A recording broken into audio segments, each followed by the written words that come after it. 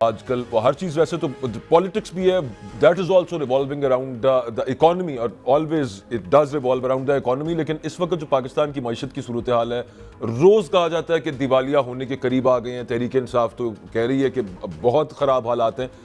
उसके अलावा दोनों पार्टीज के पास, दोनों पार्टी से मतलब है कि जुमला साइड्स के पास, चाहे वो तहरीक इंसाफ हो चाहे बाकी उनकी अपोजिशन हो, उनके पास हल सिर्फ एक ही है कि कुछ मुश्किल फैसले करने पड़ेंगे।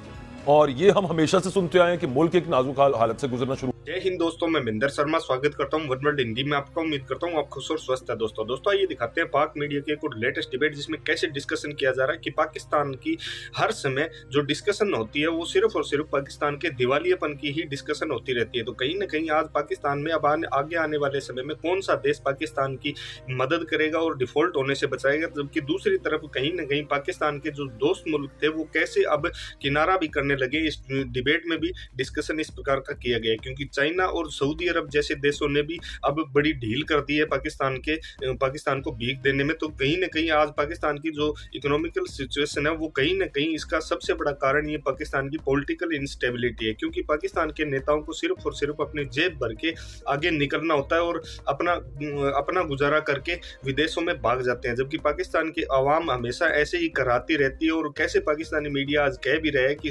भुगतता कौन है, सिर्फ और सिर्फ आप, मैं और आवाम, जबकि पाकिस्तान के नेता है वो लगभग निकल लेते हैं अपनी जेब भर के।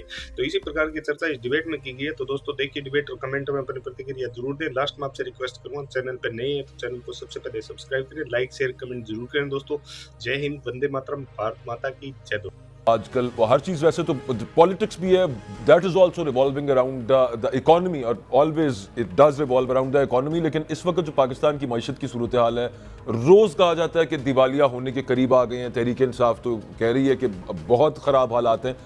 उसके अलावा दोनों पार्टीज के पास, दोनों पार्टी से मतलब है कि जुमला साइड्स के पास, चाहे वो तहरीक इंसाफ हो चाहे बाकी उनकी अपोजिशन हो, उनके पास हल सिर्फ एक ही है कि कुछ मुश्किल फैसले करने पड़ेंगे। और ये हम हमेशा से सुनते आए हैं कि मुल्क एक नाजुक हालत से गुजरना शुरू हो जाता है, और मुश्किल फैसले क्या होते हैं वो हमें भुगतने पड़ते हैं, आपको, मुझे, अवाम को भुगतने पड़ते हैं। हमारे साथ खाकान नजीब साहब मौजूद हैं, माहिर मईशत हैं। बहुत शुक्रिया सर, आपने वक्त दिया है। ये बताइएगा कि आने वाला वक्त बहुत मुश्किल है, ये बार बार हमें बताया जाता है, वो छोड़ेंगे किसकी वजह से हुआ, क्या हो रहा है, आगे क्या सूरत हाल बन सकती है, सादा अल्फाज में जरा हमें समझाइएगा। और ये कौन से मुश्किल फैसले फिर हमसे करवाना चाह रहे हैं? बिस्मिल्लाहिर्रहमानिर्रहीम। Akbar, thank you for having me on your show. देखें, सबसे मुश्किल फैसला जो है, मैंने आज ही एक अखबार में आर्टिकल लिखा है कि द क्लॉक इज टिकिंग। इसका मतलब यह है कि हमारे पास वक्त अब वो फैसला करने का बहुत कम है, और वो फैसला ये है कि आपने IMF के प्रोग्राम में रहना है या आपने किसी सूरत भी कोई फैसला है। और आई थिंक कि बड़ी एप्रीहेंशन है पॉलिटिकल लीडरशिप की भी, लोगों की भी और एग्जीक्यूटिव की भी। ये तीन मैटर करते हैं going into an IMF programme. लोग ये समझते हैं कि ऑब्वियसली अगर यूटिलिटी प्राइसेस स्पेशली बढ़ेंगी, पेट्रोल की कीमत बढ़ेगी तो उनको तकलीफ होगी, और ये IMF की वजह से है।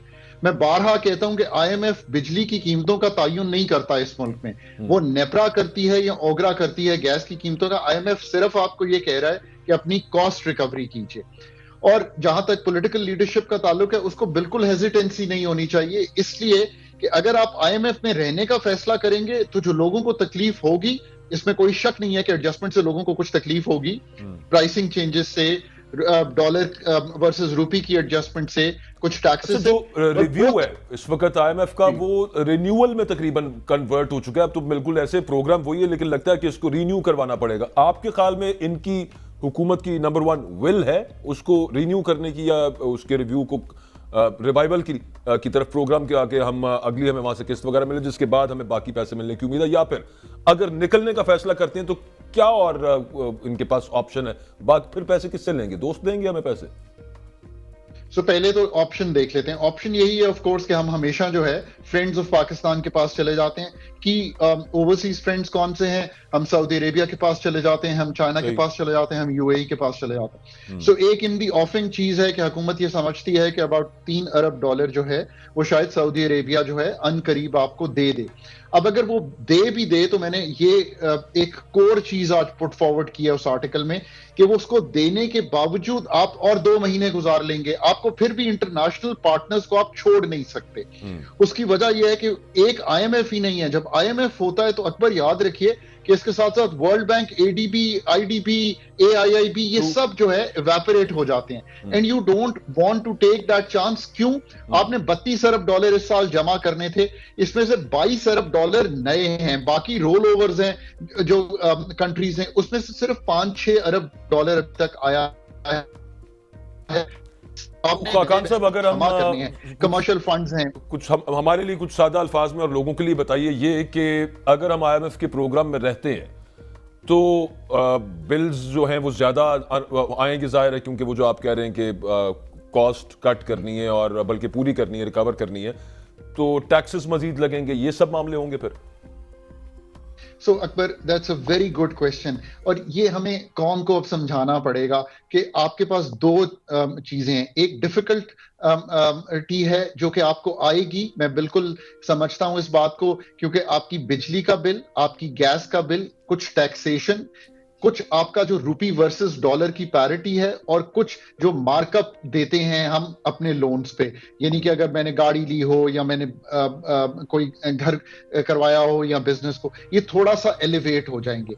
अगर ये नहीं करेंगे और आईएमएफ में नहीं रहेंगे तो फिर आप किस तरफ जाएंगे, एक्चुअली ये कोई नहीं समझा रहा। आपकी जो करेंसी है वो फ्री फॉल में आ सकती है। आपकी जो बाकी फंडिंग है, एडीबी, वर्ल्ड बैंक, जब वो वैपरेट होती है तो लेट्स से कि आपके जो प्रोजेक्ट्स हैं वो डिले हो जाएंगे। आपकी जो डेट पेमेंट अगर नहीं होती है तो that's kind of a debt default जो कि कभी पाकिस्तान ने नहीं किया।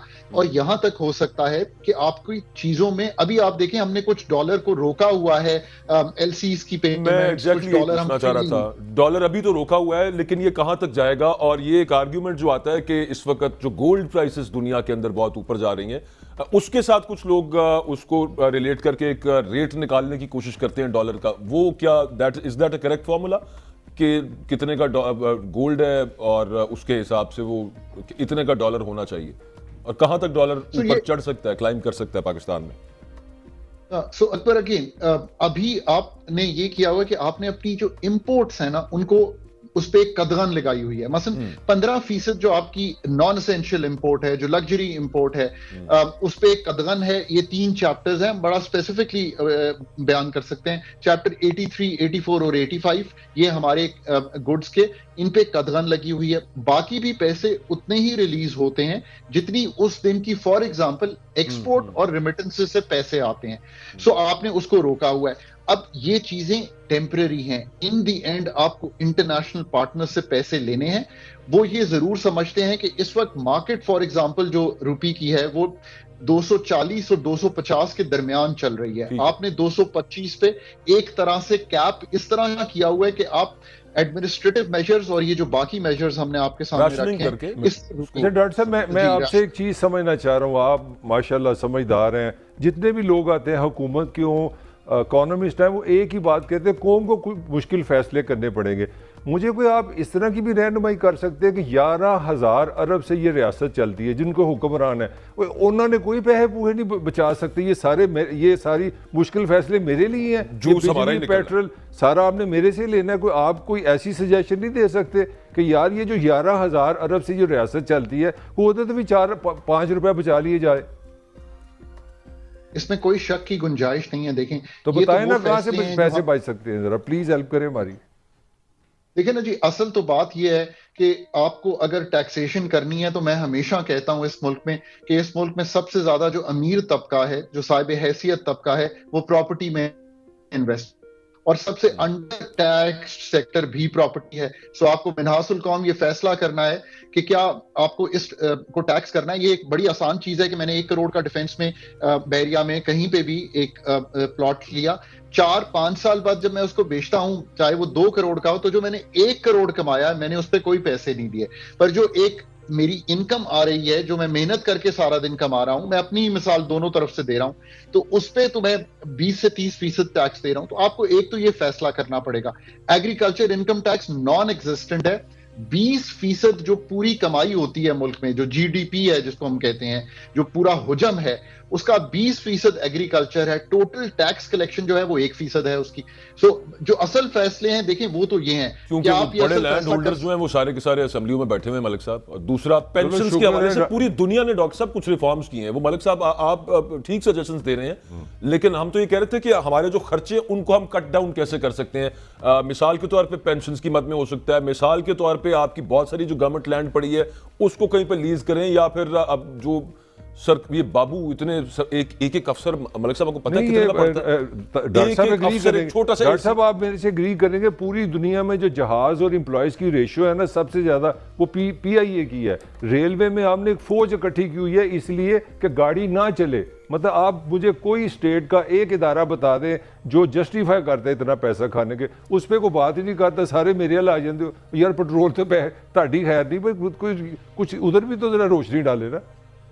सो अकबर पहले मैं आपकी बात को बढ़ाता हूं because that is a very very important point. आपका 500 अरब रुपया पेंशन पे जा रहा है अकबर। जस्ट अबाउट 3 years अगो ये आधा हुआ करता था। ये हम 200-250 अरब की पेंशन करते थे 5 साल पहले। इस वक्त हम 500 अरब रुपया पेंशन पे खर्च करें। अगर पेंशन रिफॉर्म नहीं करेंगे तो ये इतना बड़ा हो जाएगा कि पूरी सरकार को चलाने का पैसा और पूरी पेंशन्स का पैसा यानी कि जो सैलरीज की मद में जा रहा है वो पेंशन्स बढ़ जाएंगी। ये कई कमिटीज हमने बना छोड़ी, 3 कमिटीज तो मैं देख चुका हूं पिछले 5 सालों में, पर हम उसकी तरफ मूव नहीं कर रहे। बहुत इंपॉर्टेंट एक्सपेंडिचर रिफॉर्म पाकिस्तान का पेंशन्स रिफॉर्म है, बहुत इंपॉर्टेंट क्वाज़ा फिस्कल से मतलब है एक तो ये ब्लीडिंग हो रही है ना जो हमें पेंशन्स में देनी पड़ रही है। एक ब्लीडिंग वो है जिसका जिक्र सामने रखते हैं सो दैट लोगों को एहसास हो। जब प्राइवेटाइजेशन की हम बात करते हैं तो लोग शाय अवे कर जाते हैं इससे।